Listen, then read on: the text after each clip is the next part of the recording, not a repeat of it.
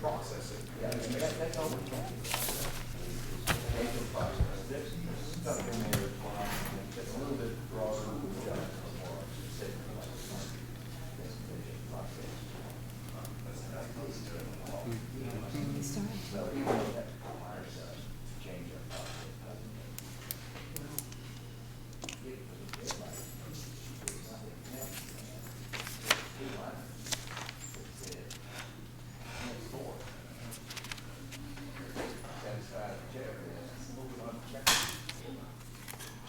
That's what you work on tomorrow. Forget these other things. That's good. What the device? You guys ready?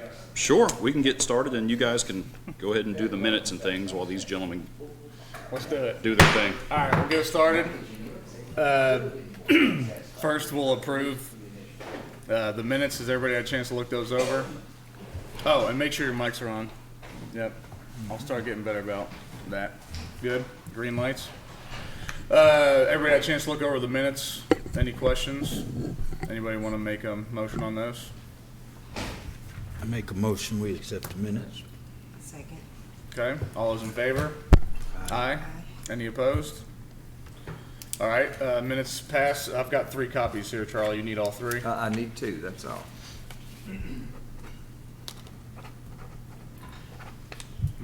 6, 2, 25. There's 1. And any 2, right? It doesn't matter? Any 2 will be good? Yes. And 2. Thanks, Frank. All right. And then anybody who's speaking tonight, have you all signed in? And anybody who's speaking, Charlie will swear you in if you want to listen to his instructions now. Oh, we're ready now? Yeah. Everybody sign in, please. If you can stand up and raise your right hand, please. Do you swear or affirm the statement you're about to make to be the truth to the best of your information and belief? Thank you. Okay? Okay? Since we're all good there, no old applications, so we'll go ahead and kick off with the new. Okay, first one this evening is 701 Sloan Drive. It's over there in Indian Acres. It's the My Church establishment. This is a conditional use permit application essentially for expanded use of the facility.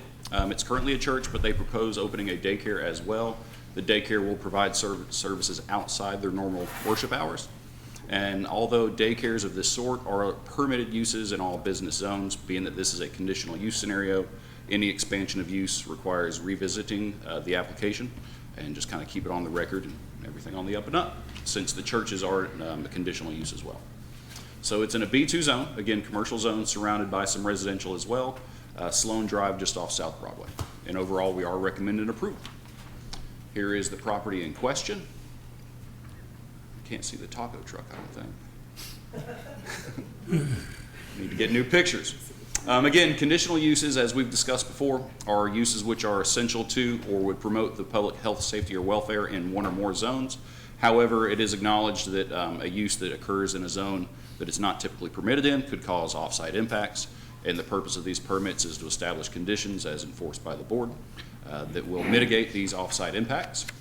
And again, let's see, they may be permitted in districts as designated under the regulations only as approved by you all, and that these permits are subject to, at minimum, a yearly review by staff. It is the legal authorization to conduct a conditional use, pursuant to your all's permission. And when making our recommendation, we must have a statement of fact made by yourselves which justifies the issuance of the permit, as well as a statement of the conditions that will be recorded and used to mitigate all those off-site impacts, establish the sandbox they've been asked to play in. And again, section 2.33 of our ordinance does list churches as conditional uses in all zones, and the application, if approved, would serve to grant the applicant expanded and continued use at this address. Typically, if it's a child care that operates during the religious service, they don't need any extra permitting, but being that they're going to offer services during the work week from 6 till 6 outside of normal church time, so to speak, it does require an additional permit. The applicant has stated there'll be a maximum of 42 children from infants up till pre-K, essentially, a staff of 14. And once you run these numbers and bounce them off different requirements for These sort of daycare facilities, they do qualify as a type 1. Again, this is covered under the conditional uses and a permitted use in all commercial zones. Essentially, a type 1 daycare is any facility other than a dwelling that houses or receives 4 or more children for daycare. Preschool children of the daycare staff should be included in the number of, so your kids count too.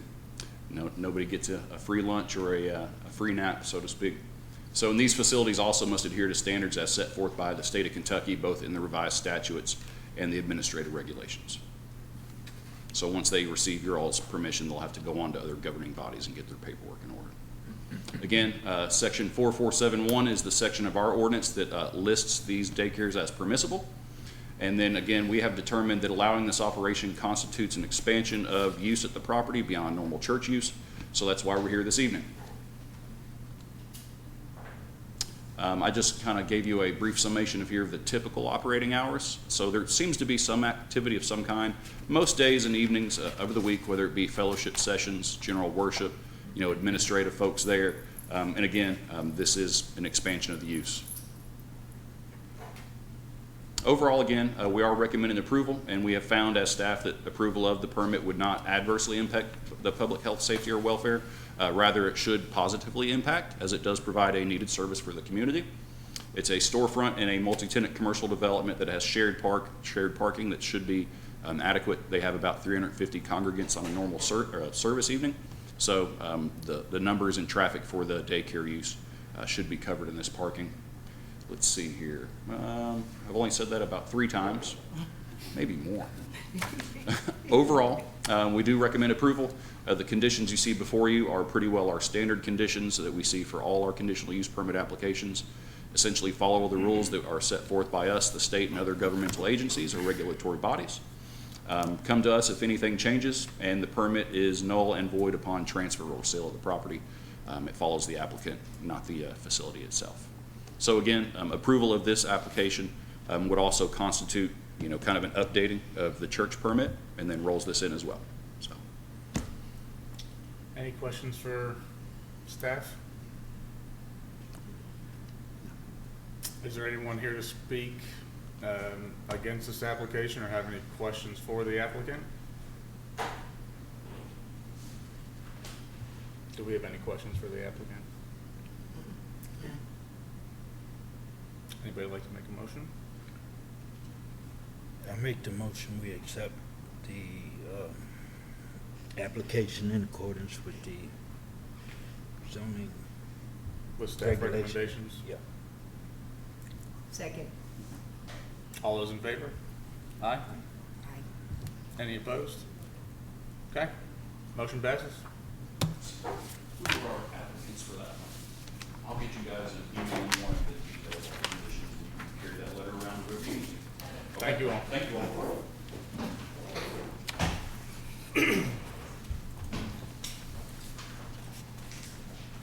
Yes, sir.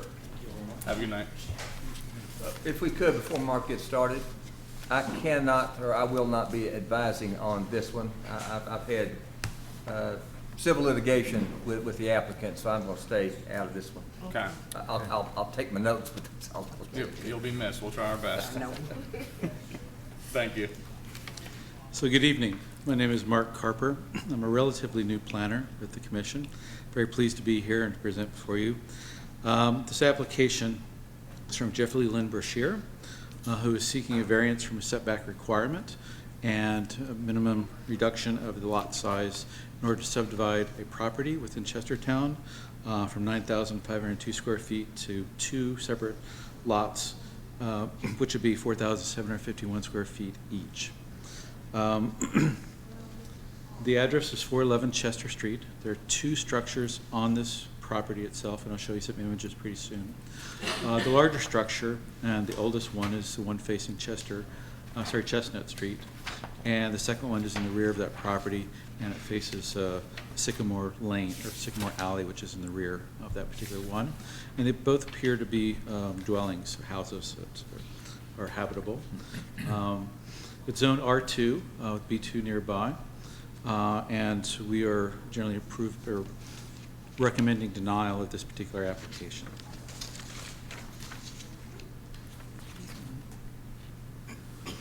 This is an aerial image of the property itself.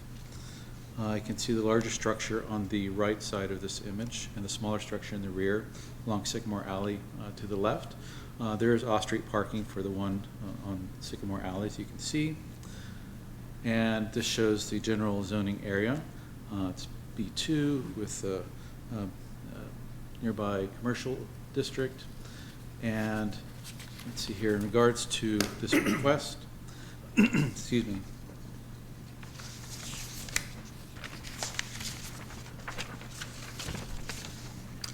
According to state statutes, before any variance is granted, the board must find that the granting of the variance will not adversely affect the public health, safety, or welfare, will not alter the essential character of the general vicinity, will not cause hazard or nuisance to the public, and will not allow an unreasonable circumvention of the requirements of zoning requirements. In making these findings, the board shall consider whether the requested variance arises from special circumstances which do not generally apply to land in the vicinity or in the same zone.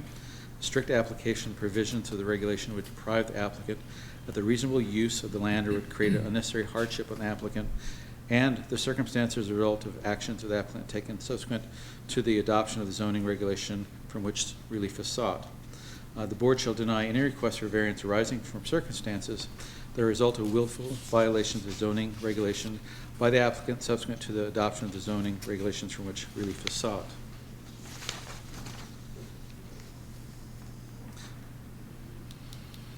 It is the applicant's burden to provide evidence justifying findings of fact satisfying KRS 100.243. Purpose of the stringent standards uphold the zoning ordinance while providing for equitable relief, in particular to isolated circumstances. All decisions to grant relief must be supported by findings based on substantial evidence. Without such support, the decision shall be deemed arbitrary. This is the plat which was presented for this application. I do have a next slide that's zoomed in on it so you can actually read it. Here you show the proposed subdivision, creating two separate lots of equal size from one existing lot. The red lines indicate the building right lines based upon building restriction lines based upon current ordinance. I can see that if the line were created, or the two lots were created, it would create a nonconformity in regards to the larger house and the rear yard setback, so they're seeking a variance from that. The requirements for 25 feet, this would place it within 14 feet of that, so they're seeking a variance for the remainder of that those two numbers. The house on the left side near Sycamore Alley, it's already existing, it's a non-conforming structure. Our regulations are non-conforming structures that they can continue to exist. They just cannot be enlarged, amended, or and such. So that's its current position. In the R2 zoning district, it does allow for single-family dwellings, duplexes, and multifamily dwellings with a maximum of 6 dwelling units per building, 12 units per net acre, and planned unit development projects for residential use only. As I mentioned before, there are 2 single-family detached structures on that property. Records indicate that the larger structure was built in 1900. Could not find any references on deeds as to the construction date for the second home. The applicant has submitted that it was constructed in 1955 prior to regulations. It does have an address, 410 Sycamore Alley. And as I mentioned before, there is off-street parking available for that residence. So sorry, I didn't get that advanced. Here we go. The applicant has indicated in the materials submitted that the structures have separate utilities. Georgetown Municipal Water and Sewer Services indicated that the sewer line servicing that block run along Chestnut Street. There are no sewer lines running along Sycamore Alley. They also specified there's only 1 water meter for that property, so it would appear that those types of services are combined for both dwellings. Subdivision of the property would require separate services to the smaller structure on Tract 1, which may require off-site easements or extensions of existing lines, according to the GMWSS in my conversation with them. Article 2, Section 2.4 of the Georgetown-Scott County Ordinance states that existing nonconforming structures may remain but shall not be enlarged, replaced, or altered except in accordance with the zoning ordinance, as I mentioned before. If the application were to be approved, it would have to be signed off on the final plat by the Georgetown Municipal Water Sewer Services. Okay, the findings are as follows. The R2 does allow for dwellings, as I mentioned before, single-family dwelling, multiple-family dwelling, etc. Does allow for a minimum of 7,500 square feet for single-family residence, or 8,500 square feet for a duplex. The front yard setback is 30 feet, side yard setbacks are 7.5 feet, and rear yard setbacks have to be 25 feet. The proposed activity would create a minimum of 2 nonconformities, 2 lots or 2 tracks, which would be under the size minimum, and also the encroachment on the backyard setback for the larger property itself. Findings continued.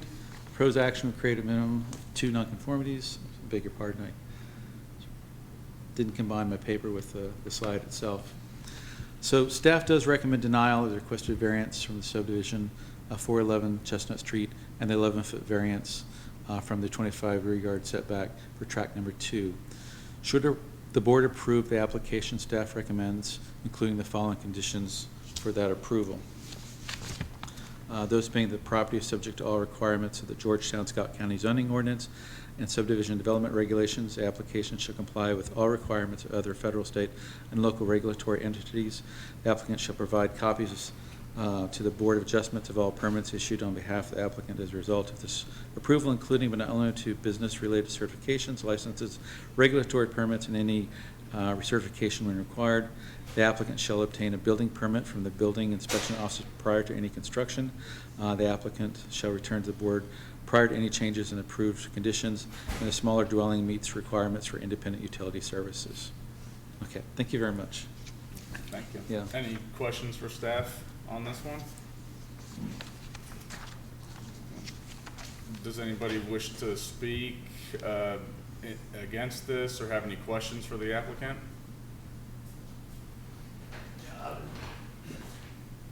And you've been signed in and sworn in? Yes. Okay. My name's Doug Shepherd. I live at 407 Chestnut Street, which is right near this property. Okay. The sewer lines on there are actually in the, I know it's stated on there it's along Chestnut Street. They are not along Chestnut Street. They go down through the backyards of all the properties on that side of the street. Can you go to the map? Yes. Okay. Yeah. And which one are you? Where are you located? 407. 407. Okay. And you're saying they run along the backyards of those properties? They run to the backyards of all the properties on that side of the street on Chestnut, Okay. down to South Alley, which dumps into Yeah. a manhole. Okay. And that's a private line. And I know, since it's in the backyards, regulation says you can't have a sewer line on somebody else's property. You can't go across somebody else's property to access it. And that one of them, I don't know which side it would be on, but one of those properties is gonna be on somebody else's. I see what you're saying. The other thing is the water line is coming from Chestnut Street between 409 and 407. There is no water line on Sycamore Alley. There's no sewer line on Sycamore Alley. Does Steph have any response to that or? Well, it needs to come up there. Sure.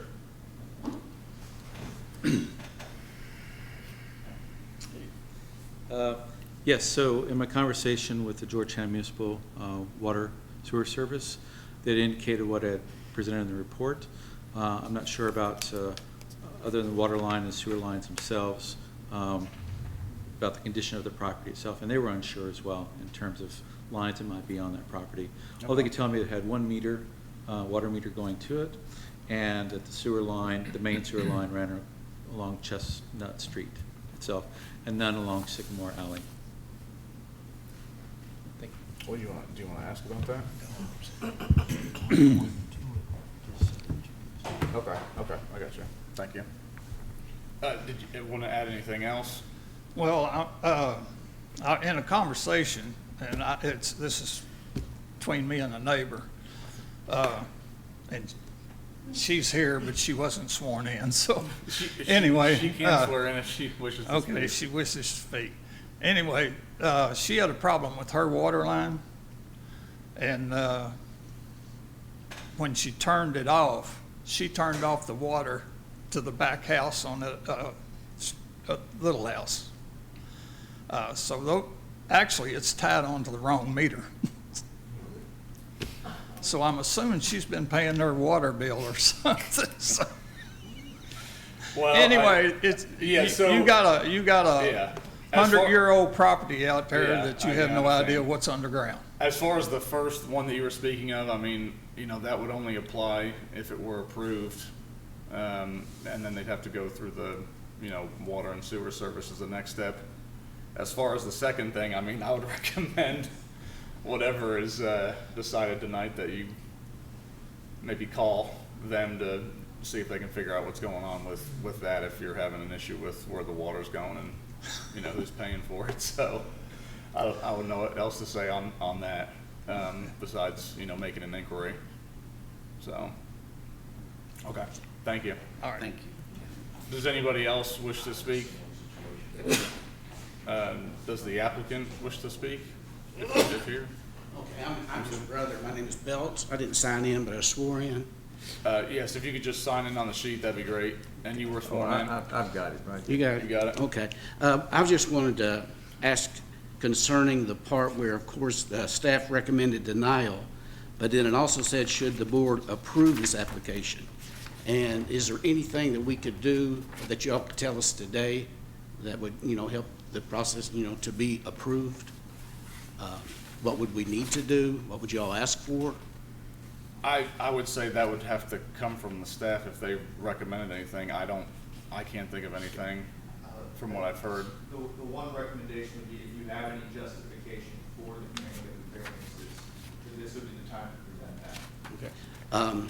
Concerning justification, the property's probably been in the family for 100 years. And 70 years ago, my dad built the little house that we're speaking of in the backyard before, all the zoning and requirements then.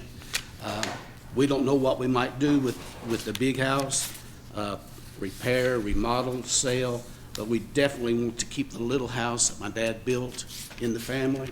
And all the family, many of us have lived there, because we're talking about 70 years. My brothers live there, my sisters live there, my niece is living there now.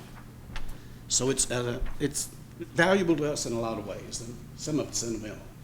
Yeah. And we're willing to do what you would recommend, to have this approved to where we could have the property divided and keep the little house, possibly get rid of the big house if necessary. Okay. So, Okay, I understand. Thank you. okay. Any questions for the applicant? Or any questions for the applicant? Can I add one thing? Sure, go ahead. Since I own that property there, if you all are to approve this, I think it'd only be fair if you just split everybody's up through there and I can build a house in my backyard for one of my kids, I understand. Yeah, I understand. And we'll, if it is approved, we'll be back before you for that application. Yeah. So for the applicant, I mean, I understand the sentimental value in wanting to do that, but I just know, from experience on the board, and I just know that we cannot create something that's going to create a nonconformity, and there's going to be two here, and that's kind of my big hang up to where, I'm leaning. And I'm sorry, I understand why you want to split it up, but I know that we just cannot create something that's going to be non-conforming, especially having two. And I just don't think that would be prudent, and that's kind of where I'm leaning. And before this gentleman got up and spoke, I was thinking the same thing, because everybody may come and want now to split their property and, you know, have split across the board, so that was the only thing I was worried about. Especially since you said you want to sell the big house probably, so. Okay. Any other comments or questions? Frank, you good? Yeah, I'm good. Does anybody want to make a motion?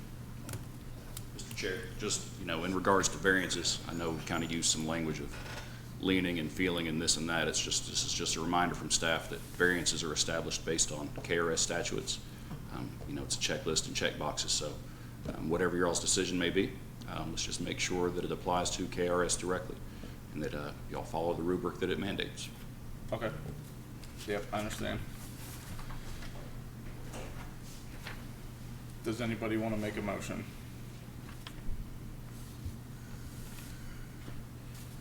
Make the motion that we deny the request I'd say. Based on, based upon, Staff? the fact, yeah, Staff. staff recommendations. okay. Is there anything that you need added in there? Is that okay? Okay. Okay. Go ahead. I'd second. Okay. All those in favor? Aye? Aye. Any opposed? Okay, the motion is denied based on staff staff recommendations. Okay. Thank you all. Anything else for tonight? Okay, everybody good here? Yep. Okay, thank you guys. Have a good evening. Meeting's adjourned.